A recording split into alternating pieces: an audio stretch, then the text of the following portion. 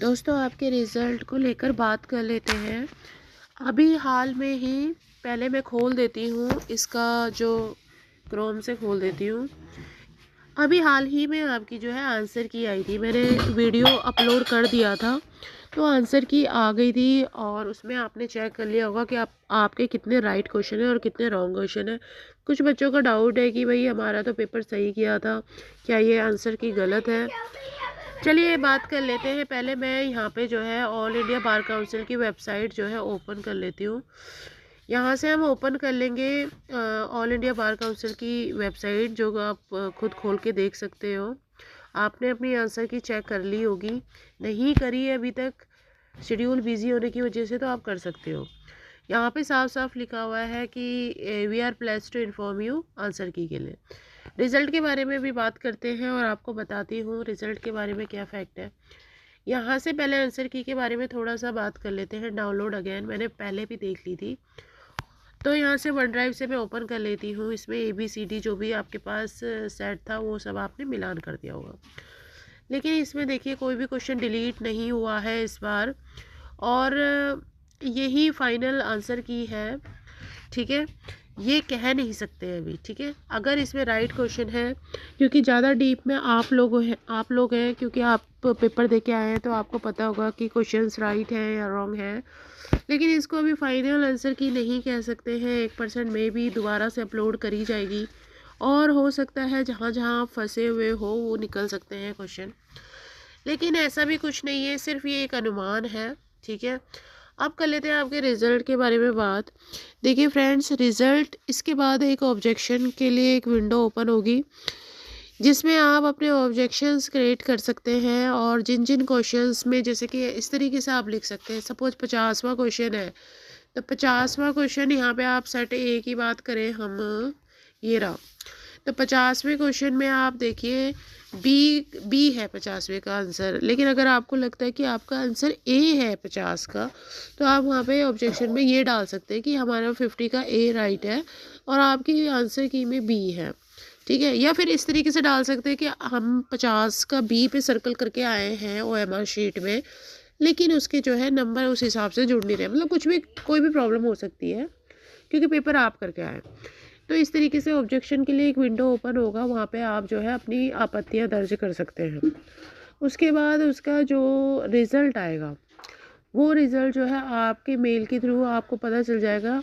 अगर उनको लगता है कि भाई वाकई में इस आंसर की में गलतियाँ हैं, तो वो दूसरी आंसर की अपलोड करेंगे। ठीक है, फाइनल आंसर की अपलोड करेंगे।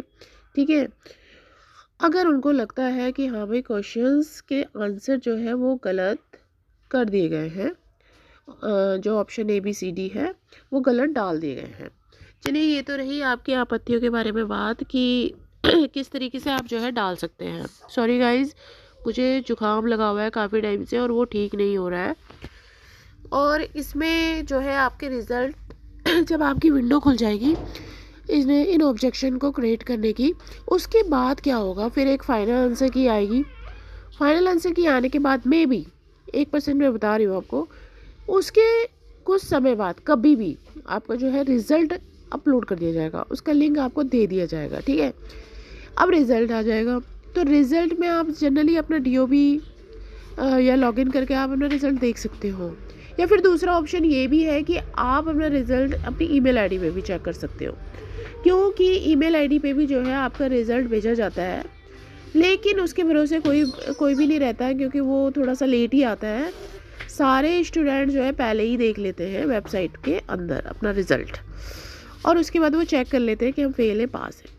अब कोई स्टूडेंट अनफॉर्चुनेटली अगर फेल है तो उसके पास एक ऑप्शन है, अगर उसे लगता है कि वो सही कर गया है अपना क्वेश्चन, जो OMR शीट है वो सही भर के आया है, तो वो क्या कर सकता है, वो एक अपनी आंसर शीट मंगवा सकता है। वो कोई आपकी जो है मैन्युअली कोई देने नहीं आएगा आपको, कोरियर से आपकी ईमेल आईडी पे वो भेज दी जाएगी, जो आपकी रजिस्टर्ड ईमेल आईडी है, जो आपने भरी होगी फॉर्म भरते वक्त जब आप रजिस्ट्रेशन कर रहे थे। ठीक है, उस पर आपकी OMR शीट भर दी जाएगी। उसकी थोड़ी बहुत हल्की फुल्की फ़ीस होती है, ज़्यादा नहीं होती, 50-100 रुपये होती है। ठीक है, वो आप कर सकते हैं। फिर आप अपनी अपनी आंसर की देख सकते हैं। अब उसमें जो है आप जो है मिलान कर सकते हैं फिर दोबारा आंसर की से जो फाइनल आंसर की होगी, क्योंकि उसमें जो है आपके नंबर तो लिखे नहीं होंगे, नंबर आपके कहीं भी नहीं लिखे होंगे, रिजल्ट में भी नहीं लिखे होंगे, ठीक है, फेल पास लिखा रहता है। और इसमें आप फिर मिलान कर सकते हैं कि हम कितने क्वेश्चन करके आए। अभी तक कोई भी कटौती नहीं हुई है, नंबरों में कोई कटौती नहीं हुई है, 45 नंबरों में कोई कटौती नहीं हुई है सामान्य वर्ग के लिए। जो ओबीसी एससी वाले हैं 40 नंबरों में कोई कटौती नहीं हुई है। अभी तक जो हमारे सामने सीन है उसके हिसाब से तो कोई कटौती नहीं हुई है, क्योंकि आप खुद देख सकते हो, यहाँ पे आप चेक कर सकते हो, कहीं भी आपको दिखाई दे रहा हो डिलीट का ऑप्शन, कोई भी क्वेश्चन आप मेरे को एक यहाँ पे ढूंढ के दिखा दीजिए। अगर दिखता तो सेट ए में ही दिख जाता, क्योंकि सारे क्वेश्चन सेम ही है, बस सीरीज़ तो अलग है, ठीक है, एक भी क्वेश्चन डिलीट नहीं है। तो अभी तक क्या तो सीन ये है, आगे देखिए अगर कुछ होता है। अभी आप लोग जब विंडो, क्योंकि पहले आती है, पहले जो है आंसर की ऐसे आती है, उसके बाद अगर आपको जब विंडो ओपन होगी, जब आप आपत्ति दर्ज करोगे, आपकी बात में लगेगा कि भाई हाँ इस क्वेश्चन का ये वाला आंसर राइट है, तब जाके जो है आंसर की दूसरी अपलोड करी जाएगी। फाइनल आंसर की कई बार तो 2 से 3 बार भी लग जाता है, इसको रेक्टिफाई करते करते करते इनके एरर्स एक बार में कई बार डालते नहीं है, इस बार ऐसा कुछ किया नहीं है, ठीक है।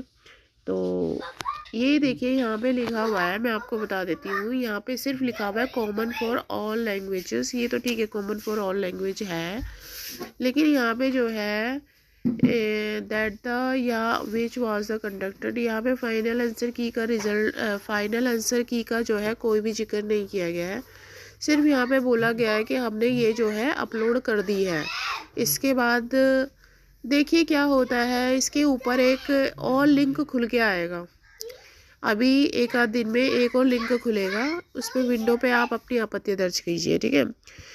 फिर रिज़ल्ट की बात जहाँ तक है, तो रिज़ल्ट उसके बाद कहीं जब आपका फाइनल टू फाइनल आपके आंसर की तैयार हो जाएगी, may be 1% I have doubt, तो उसके बाद जो है फिर दोस्तों रिज़ल्ट का ऑप्शन आएगा, क्योंकि काफ़ी सारे स्टूडेंट्स हैं जिनका जो है रिज़ल्ट बेकार आया है, अगर इस आंसर की के हिसाब से मैच करें तो, क्योंकि इस हिसाब से उनके 35 नंबर भी नहीं बैठ रहे हैं, किसी के 27 बैठ रहे हैं, किसी के 30 बैठ रहे हैं, किसी के 35 बैठ रहे हैं, किसी के 39 बैठ रहे हैं, किसी के 44 बैठ रहे हैं। तो ये ऐसा है कि अभी आप थोड़ा सा वेट कीजिए, मे भी कुछ हो, अगर नहीं होता इन केस नहीं होता, और फिर भी आप जो है अगर आरडीआई डाल के या फिर आप आंसर की मंगवा के फिर भी आपको डाउट है, तो इसका दिल्ली में जो है हेडक्वार्टर है, आप जाइए, वहाँ पे आप बात कर सकते हैं, अगर आपके पास टाइम है तो उस आंसर की के हिसाब से आप बैठे हैं बात करने के लिए, आप जाइए वहाँ पे बात कीजिए। इसके अलावा इसमें कुछ नंबर्स दे रखे हैं, इसी वेबसाइट के अंदर आपको कुछ नंबर्स मिल जाएंगे, वहाँ पे जो है आप बात कर सकते हो, फ़ोन मिला के आप यहाँ पे कांटेक्ट कर सकते हो उनसे, और अगर नंबर बिजी जाए तो आप थोड़ी देर बाद फ़ोन कर सकते हैं, ठीक है। चलिए फ्रेंड्स, वीडियो लंबा हो गया है, आप वेट करिए और इस चैनल को ज़्यादा से ज़्यादा सब्सक्राइब कीजिए ताकि आपको नॉलेजेबल वीडियो मिलती रहे, और देखते हैं लेट्स सी कि आगे क्या होता है, और जैसे ही कोई विंडो ओपन होती है तो आप तक अपडेट पहुंच जाएगा, ठीक है। Thank you.